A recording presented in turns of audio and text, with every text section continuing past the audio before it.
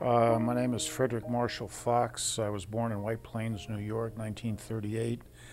I served in the Navy from 1960 to 1965 on active duty. I was in the Vietnam War on the USS Ticonderoga during the Gulf of Tonkin incident. And then I served 3 years in the reserves and was recalled for the Pueblo crisis. And I flew for the airlines for 33 years with American Airlines. Retired at age 60, flew as flight engineer for a cargo company, and now I'm enjoying retirement. I retired as a lieutenant. My rank was a lieutenant. And I was a nuclear weapons delivery pilot, so I had top secret clearance. Well, as far as the Navy goes, I was Code 4 Pubs, which was Confidential Publications and Communications Officer. There was a publication called JANAP 146 Echo, which had a section which says that you will not reveal any information regarding UFO phenomenon under penalty of $10,000 fine and 10 years in jail. So they were quite adamant about whatever experiences you had, you were not to go public with it without their permission. The only experience that I had in the military with a close encounter of whatever type it was one night. I flew attack planes, the A-4 Skyhawk, and they'd have us go out and do play bogey so the CIC could vector the fighters and everything. I was out about 180 miles from the carrier one night by myself at about 20,000 feet when an object showed up on my left side. And it didn't freak me out. It didn't have any hostile intent. It was just there observing me, and I sort of observed it, and I came away with a very peaceful feeling, and I never said anything to anybody until later in my career with the airlines. I found out a fellow shipmate of mine had a similar incident. I would say maybe 30 feet, a small scout craft, 2-man, 1-man, whatever. Maybe it was an intelligence gathering disc, I don't know. But it was a disc? Well, it was saucer shape, yeah, it was saucer shape, from what I could ascertain. How large? 20, 30 feet in diameter. How far away from you? Oh, it was right off my wing. I mean, it was there. I could feel its presence. If anything, it was protecting me. I'm out there alone at night, 180 miles from the carrier by myself, and it can be a little, a little anxious. Of course, this is during the Vietnam War and everything, so you don't know what's going on. Do you know about the year of this happened? 1964. It was August or September. It just appeared. I mean, I'm there alone, and all of a sudden I'm aware of something, and I look out, and here it is. And after observing it and having this close encounter on whatever level was taking place, then it just sort of disappeared. It dematerialized. It's like a black shape in the black night. There were no lights or anything. It was no lights, but there was a form. There was a form. I suppose if there had been lights, it might have created an anxiety which maybe whomever was there didn't want me to experience at the time. I mean, I was, 24 at the time.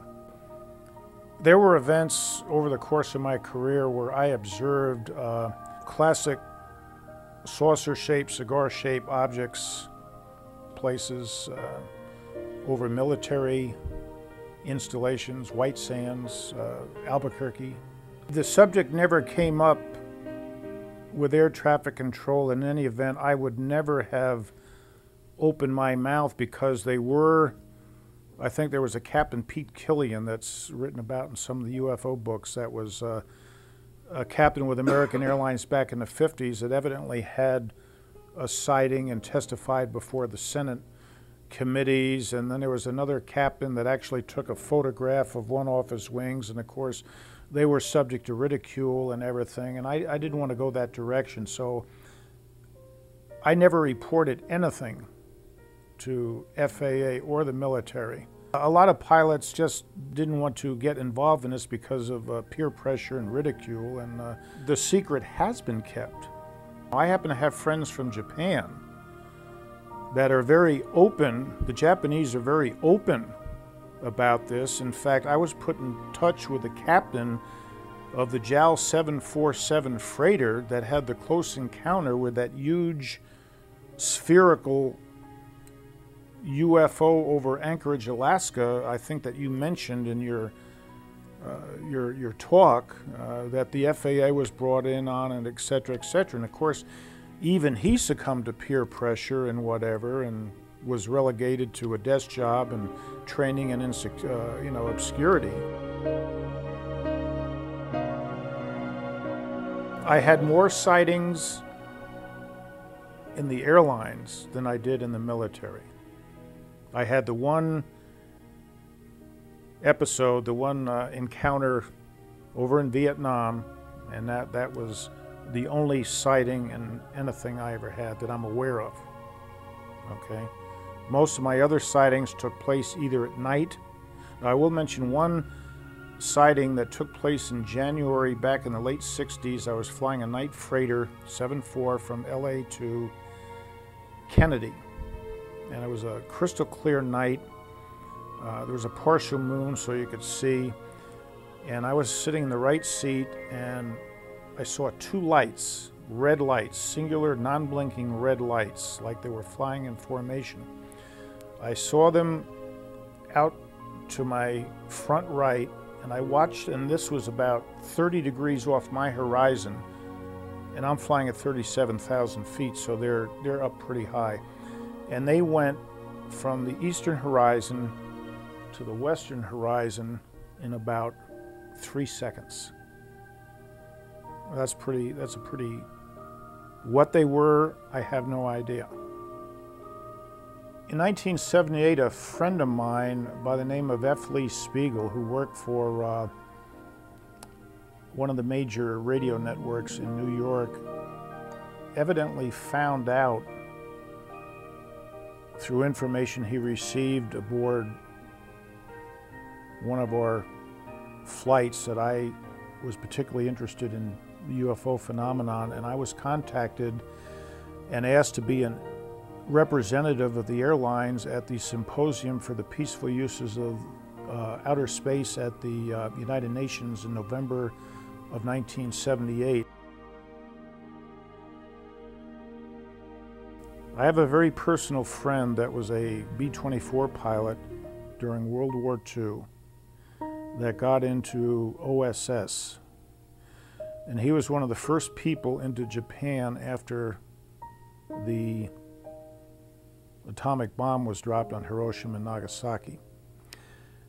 He ended up on Project Blue Book, Section 13, which I believe was the top secret portion of that investigation. At the time, he was a captain in the Air Force. He's in his late 70s now, and he's still being carried on active duty as a captain. I don't know if he's been paid, but if he's on active duty, he should be a 3-star general with time and rank, and he should be paid. And the whole reason that they kept him on active duty was to keep his national security oath active because of what he knew. And there are certain things that he will not talk to me about because of that security oath, even though I had a top secret clearance with the Navy and we're both very interested in the same thing. So I find that very interesting. For whatever reason, the government or those agencies of government deem necessary to protect their agendas, which obviously now aren't our agendas.